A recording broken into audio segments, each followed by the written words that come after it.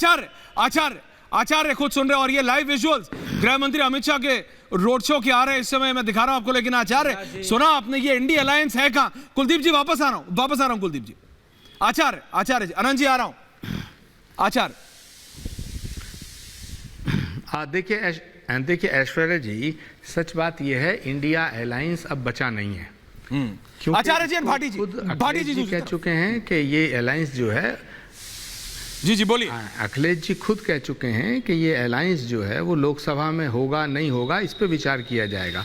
और बिल्कुल ठीक बात है, अगर इंडिया अलायंस विधानसभा में होता तो समाजवादी पार्टी और कांग्रेस मिलकर चुनाव लड़ रही होती और आम आदमी पार्टी और कांग्रेस भी चुनाव मिलकर लड़ रही होती। तो आम आदमी पार्टी और कांग्रेस भी आमने सामने है, समाजवादी पार्टी और कांग्रेस भी आमने सामने है। फैसला मध्य प्रदेश की जनता को करना है। लेकिन एक बड़ी बात यह है कि जिस तरह से शहजाद पूनावाला जी हमलावर हो रहे हैं, वो बात ठीक है, उनको हमला करना चाहिए क्योंकि वो सत्ताधारी दल हैं, हम लोग विपक्ष में हैं। मगर एक बात मैं शहजाद पूनावाला से कहता हूं कि देश की जनता को कम से कम थोड़ा सा यकीन दिलाने के लिए झूठे ही ईडी का, सीबीआई का कोई सिपाही, दरोगा, बीजेपी के किसी नेता के घर अगर भेज देते आप तो थोड़ा भरम रह जाता। तो ये भरम जो है आप इसको रख नहीं पाए 10 सालों में, और सारे विपक्ष के नेताओं के घरों में सीबीआई गई। दूसरी बात यह है कि आपने हमारे सिटिंग चीफ मिनिस्टर्स को भी एलिगेट किया, आरोपित किया, और आपने यहाँ तक कह दिया कि वो 5 करोड़ रुपया पकड़ा गया, एक आदमी मिला, उसने कहा कि साहब ये मुख्यमंत्री का धन है। तीसरा आपने ये भी कह दिया कि साहब एक आदमी ने बयान दे दिया, सीडी आ गई, वीडियो आ गया कि साहब 508 करोड़ रुपया हमने चीफ मिनिस्टर को दिया। तो आप इस समय सत्ताधारी दल हैं, आप विपक्ष में नहीं हैं।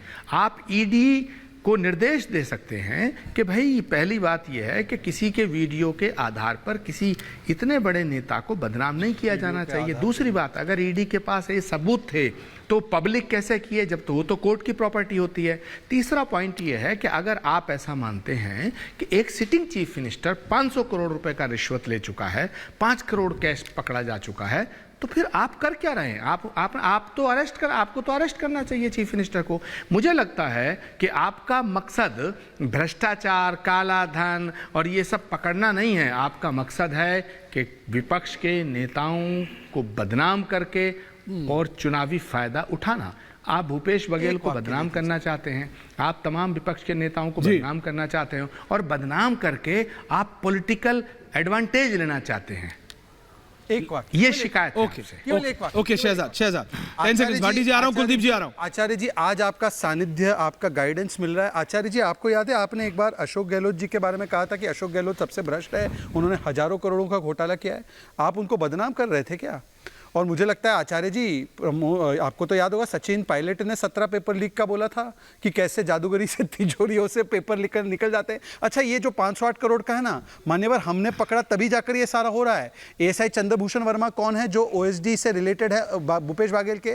64 करोड़ उसके पास कैसे मिले? अच्छा, शराब घोटाला हुआ, उसमें तो कोर्ट बेल नहीं दे रही, और उसमें कौन इन्वॉल्व है? कांग्रेस के नेता रायपुर के। और बताइए कि शराब बंदी बोला था, शराब घोटाला कर दिया। गोबर में घोटाला, गोटान में घोटाला, अरे भाई पीएससी में घोटाला, उस पर कोर्ट ने रोक लगाई। डीएमएफ घोटाला मोहन मार्कम ने बोला है जो छत्तीसगढ़। आचार्य सारे घोटाले क्या बदनाम करने के लिए? आचार्य ऐश्वर्या, पहली बात, शहजाद पूनावाला नेशनल चैनल पे राष्ट्रीय प्रवक्ता हैं सत्ताधारी दल के, वो गलत बोल रहे हैं। मैंने कभी ये नहीं कहा कि अशोक गहलोत ने हजारों करोड़ का भ्रष्टाचार किया। मैंने ये कहा था कि मंत्रिमंडल के अंदर कुछ ऐसे नेता हैं, कुछ ऐसे मंत्री हैं जो करप्शन में लिप्त हैं। ये बात तो राहुल गांधी जी ने सेंट्रल इलेक्शन कमेटी की बैठक में कही कि कुछ मंत्री हैं जो भ्रष्टाचार सबसे ज्यादा भ्रष्ट हैं और उनको टिकट नहीं दिया जाना चाहिए। लेकिन कांग्रेस पार्टी की मानता है कि राहुल गांधी जी जिस मंत्री का टिकट काट रहे थे, दिया था भ्रष्टाचार में लिप्त होने की कारण, कांग्रेस ने उसे टिकट दे दिया। तो ये मैं क्या कर सकता हूं? कांग्रेस का फैसला है, पार्टी का फैसला है।